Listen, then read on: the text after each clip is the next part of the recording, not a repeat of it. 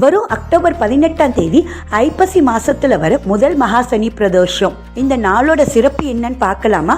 ஒரு சாதாரண பிரதோஷத்தை விட இந்த சிறப்பு வாய்ந்த மகா சனி பிரதோஷம் 1000 பிரதோஷங்களுக்கு சமமாகும்.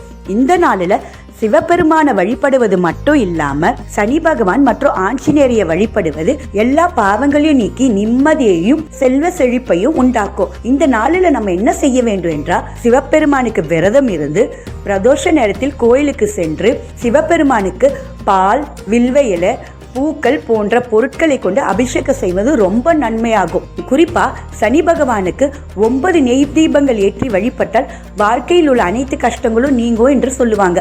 சிவபுராணம் படிப்பதும் கேட்பதும் எல்லா பாவங்களையும் நீக்கி சந்தோஷத்தையும் வேண்டுதல்களையும் நிறைவேற்றும். சிவபெருமான் மற்றும் சனி பகவான் ஆகியோரின் கூட்டு அருளால் வாழ்க்கையில் உள்ள பாவங்கள் அனைத்தும் நீங்கி நிம்மதியையும் செல்வ செழிப்பையும் உண்டாக்கும். இந்த தகவல் உங்களுக்கு பிடிச்சிருந்ததுன்னா உங்கள் ஃப்ரெண்ட்ஸ் அண்ட் ஃபேமிலிக்கு ஷேர் பண்ணுங்க. அப்படியே என்னுடைய இன்ஸ்டாகிராம் மற்றும் யூடியூப் சேனலை ஃபாலோ அண்ட் சப்ஸ்கிரைப் பண்ணிக்கோங்க. நன்றி, வணக்கம்.